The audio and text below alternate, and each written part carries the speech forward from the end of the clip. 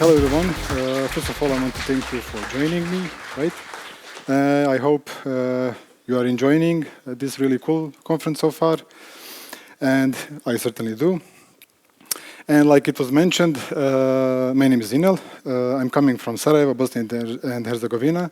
Currently, I'm working as a software engineer at Percona, and I am part of the cloud team that is basically building Kubernetes operators for MySQL, MongoDB, and Postgres databases. And when I grab some time, I like to write a bit at inelpandzic.com.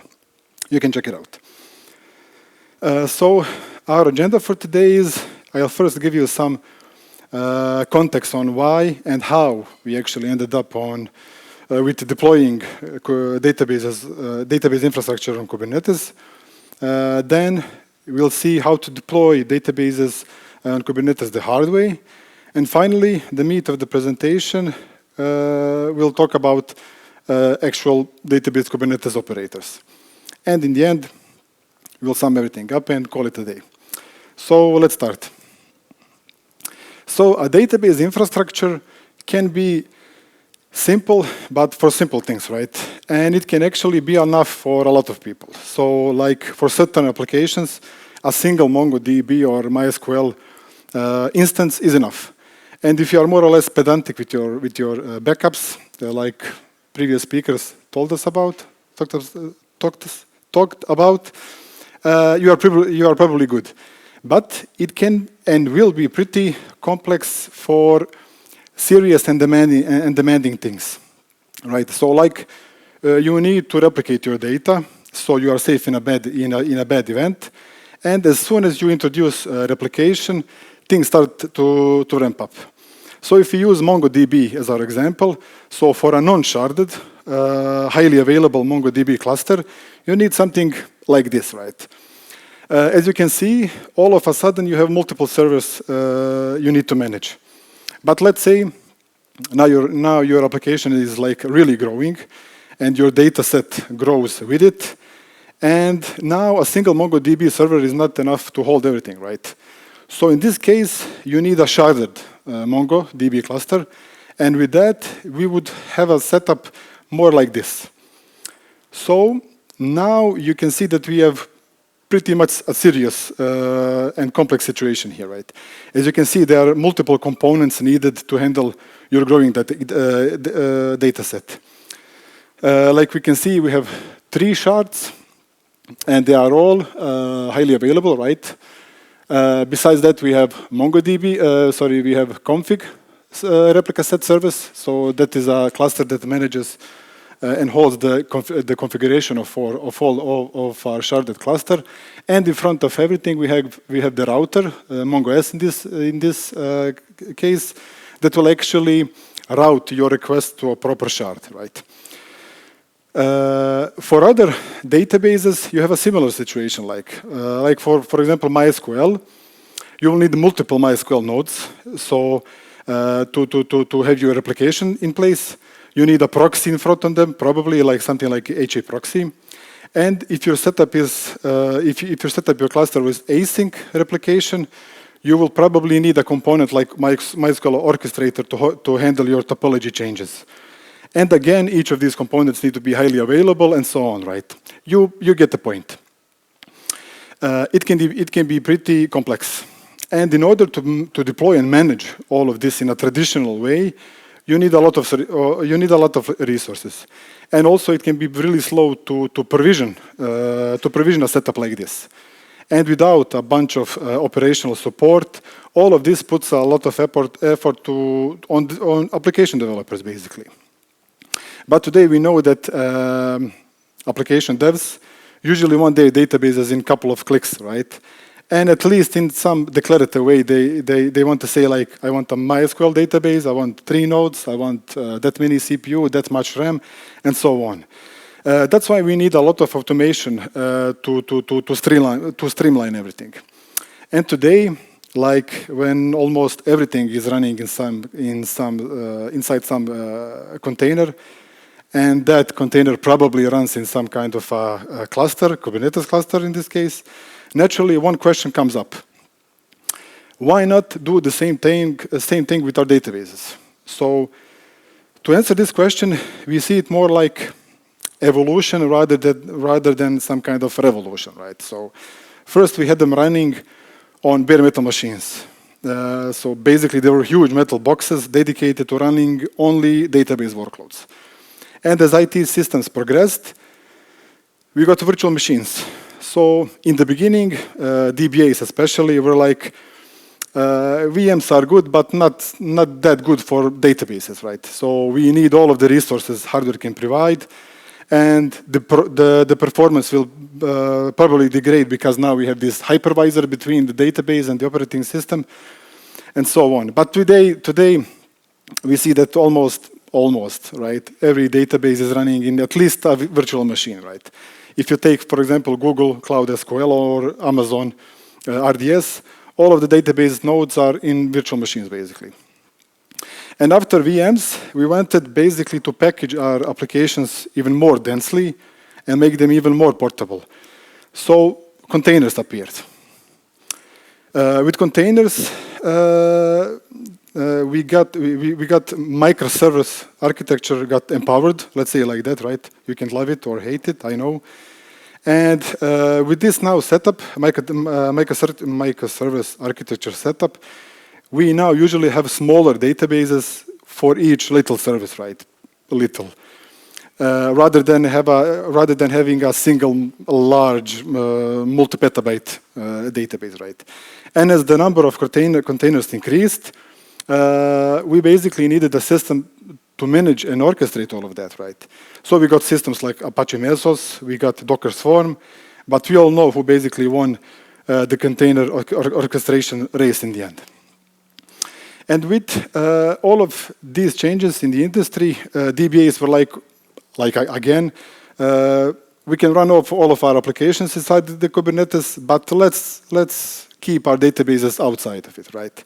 And frankly, in the beginning, when Kubernetes did not have a good support for stateful workloads, only for stateless applications, it was not a good idea to run a database inside the Kubernetes cluster. But now we know Kubernetes improved a lot in this regard, right? So we have stateful sets, we have great support for persisting data, right? We have a persistent volume subsystem, we have container storage interface, and so on. And besides that, all of our services are already running inside the Kubernetes cluster, right? So why wouldn't we have our databases with the rest of our system? And for us at Percona, it was actually more like user and customer driven, right? So users start asking us, like, how can we run databases inside Kubernetes, right? So we are moving all of our infrastructure to Kubernetes, and why wouldn't we do the same thing with our databases? And these were not only big and huge enterprises, right, but also small startups. And when we look at Data on Kubernetes community report from 2021, we see that 90% believe that Kubernetes is ready for stateful workloads, and basically 70% are running them in production, with databases at the top of the list. And from the latest report, we can also see that running data on Kubernetes benefits actually the whole organization, not just engineering. So with all of this in mind, maybe the question is not why run a database inside the Kubernetes, right? But maybe like, why not run a database inside the cluster? Okay, so with this, let's now see how to do it, but first the hard way. So let's try to do this with an example. So, right, we'll deploy a single MongoDB setup. So something like most people use, right? That is a single node MongoDB database.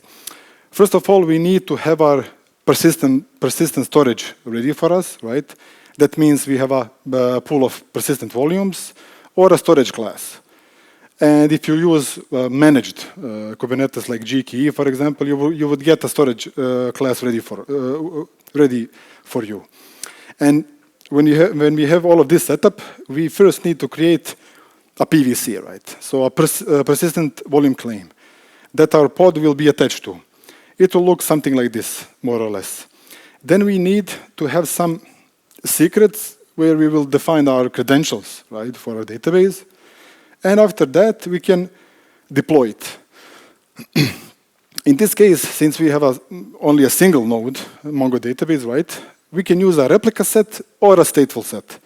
And in this case, we will use replica set that will be created with this deployment. I hope you can see this. But I'll try to cover it a bit. And with this, here we define our container image, right? We wire everything with our PVCs that we created earlier. And we get our credentials from the secret that we created. And with this, we will have a running MongoDB database, basically, right? But we also need to expose it to our applications. So we will do it with a Kubernetes service. In this case, you can notice that cluster IP is none. That means basically we will create a headless service. And that way we will avoid load balancing, and our applications can talk directly to our Mongo pod, since there is only one pod, so we don't need any balancing, right? And when we apply all of these YAML files, we will basically have a running Mongo database that is ready for to take requests. And at least for these first 24 seconds, it is going good, right? So. But you might be thinking, well, this is not that hard, right? So basically, we have a couple of YAML files, and that's it, nothing special. And you are right. This in particular is not that hard, right? But this is, like we saw, is a super simple setup, right? And I can argue it is not exactly production ready. So after all, we have only one node running, right? And we are definitely not using the power of Kubernetes to scale our workload. And also, we don't have liveness probes, or we don't have readiness probes, and so on, right? But what if we want to configure something more like this? Now you can see with this setup, a lot more is going on, right? So this is basically a sharded MongoDB cluster, basically like we saw earlier in the big diagram. But it is actually deployed and running on Kubernetes, inside the Kubernetes cluster. We now see that we have 3 Mongo shards, right? So that is RS0, RS1, and RS2, and they are all highly available because each of these shards have a single primary and 2 replica nodes. We have 3 config set replica nodes, right? So these 3 nodes are holding the sharded cluster configuration. And like we saw in the diagram, we can see that we are running 3 Mongo S pods that will route applications to a correct shard, right? So applications will basically talk to these Mongo pods. But besides this, right, in order to have everything running and correctly, we have our persistent volume claims that I created already. And each pod is attached to its own PVC. Then we have a bunch of secrets where we configure our database users and all of the SSL stuff. And finally, we have multiple services exposed, right, to connect everything properly. Deploying and managing infrastructure like this, I think it is definitely hard to do it by hand, right?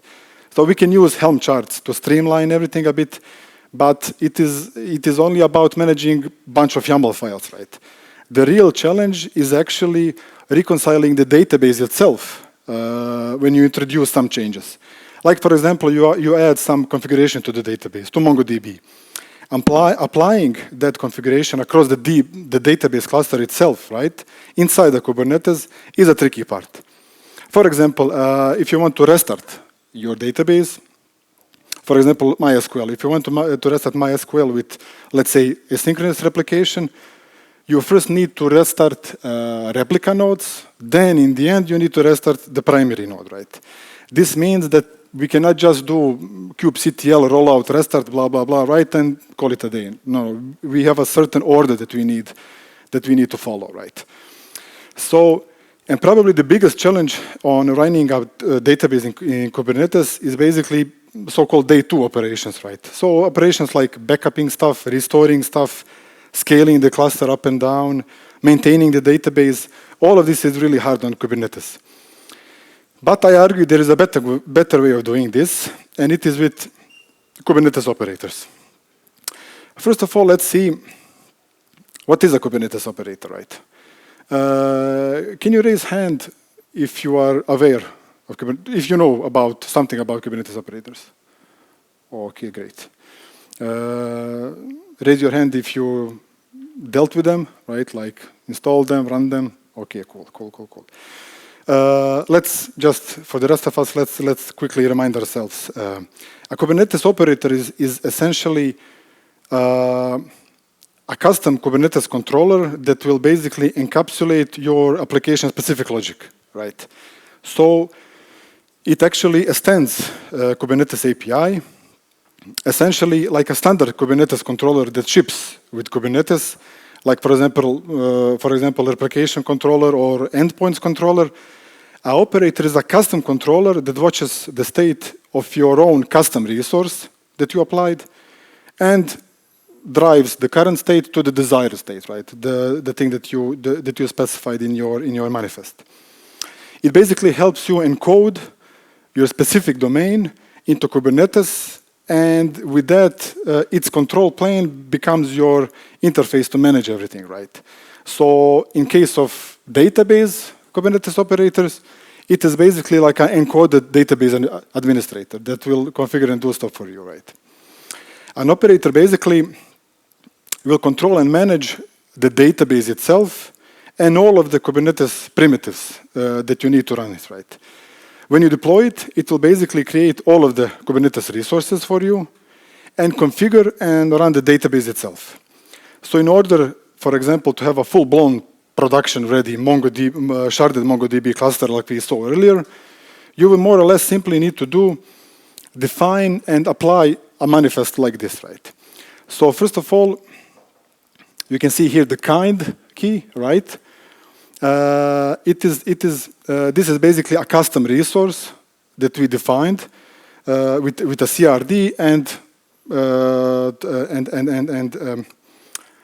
applied it to Kubernetes. This in particular, what we see is basically a shortened view of a Percona MongoDB operator custom resource, right? So it is a manifest of a deployed MongoDB cluster that we saw earlier, right?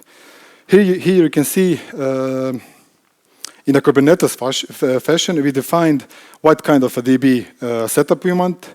So we want a sharded cluster with 3 shards. We specified the sizes of everything, right? We described our config replica set and MongoS pods and stuff like that. And there are a lot of other things you can define in the manifest, right? You can set affinity and anti-affinity rules for your pods. You can define your resources for everything, right? You are like resource requests and limits. You can set how you expose your cluster, right? Will it be a cluster IP or maybe a load balancer so you can access it from the outside of the Kubernetes cluster? You can also add your custom database configuration to the manifest itself, right? And the operator will apply everything, right? And create all of the necessary config maps and stuff like that. So with this, we can basically see that day one operations are pretty simplified, right? So basically, it is more or less one step. So one command to deploy the whole database cluster, like we see here, right? When you apply this, when you run this command, and you will basically end up with the sharded MongoDB cluster that we saw earlier, right? Of course, before doing this, you will need to deploy your operator, right? And in case of Percona operators, it is also one line, right? You basically apply one single YAML file and that's it. But what is maybe even more beneficial with operators are day 2 operations, right? And they are automated. Operations like scaling, right? So scaling with the operator is the same like you scale your regular Kubernetes deployment, right? So basically just update the manifest, increase the size of your components, and you are done. The operator will actually do all of the heavy lifting for you. Backups and restores. So essentially, you will configure your backups in the manifest, like where is your S3 bucket and stuff like that. Apply the changes, and then you will create a backup itself by creating an object like this, right? So when you apply this object, the operator basically will issue and monitor the whole backup process. You can also define the schedule backups. Like, for example, you want to do daily backups. You define it, apply it, and operator will basically do the backups for you every day. The same goes for restoring. So point your backup that you want to restore from, and create a restore object like that, and that's it. Another thing automated is upgrading your database to a new version. So similarly, basically, you will update your manifest with the desired database version, and the operator will upgrade your database with zero downtime and in a secure and safe fashion, right, without losing your data. Percona operators also support automatic upgrades, right? So basically, the operator will watch if there is a new database version available, and will do the upgrade automatically for you. Monitoring is extremely important, of course, and our operators come with configured and ready for PMM or Percona monitoring and management.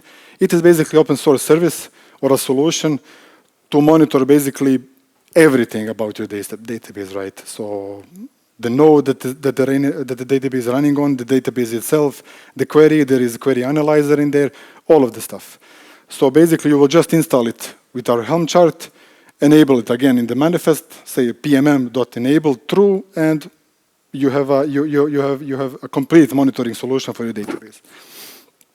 But if you want to use your custom exporters, for example, we provide a custom sidecar feature that basically lets you define sidecar containers that will run alongside your database container, right?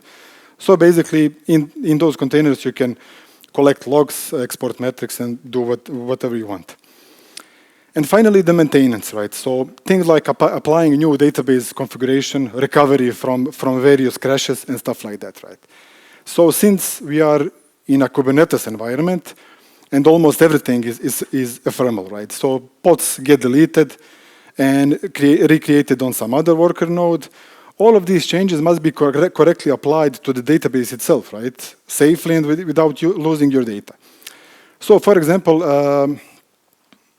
let's say you deleted all of your MySQL pods, database pods, right?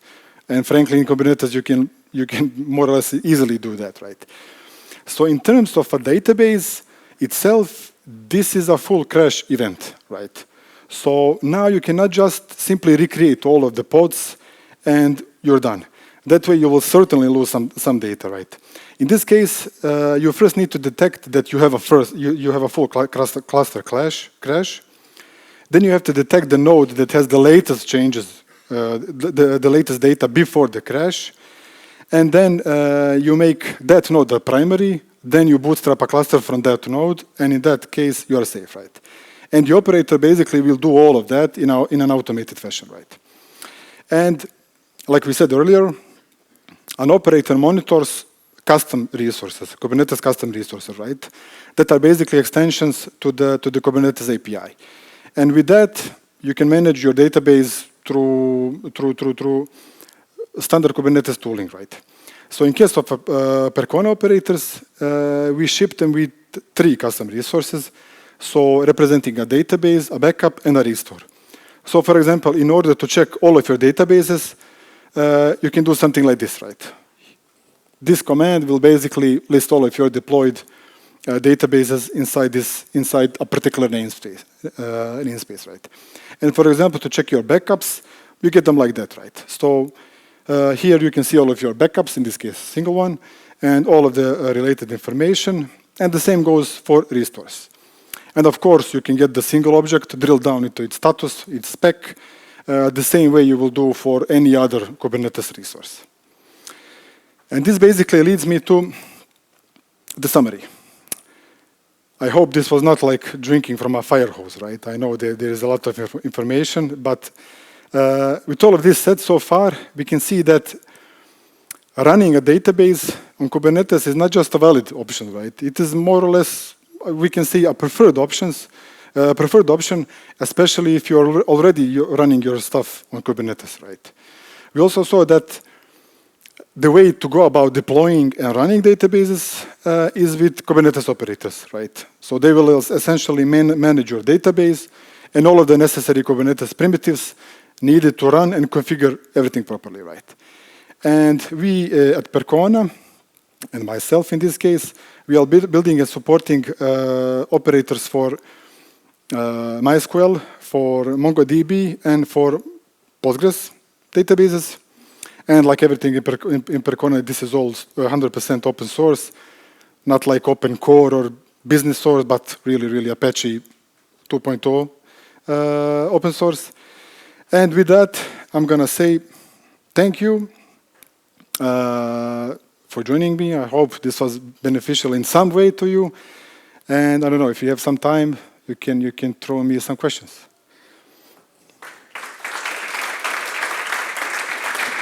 Thank you. Thank you, Inel.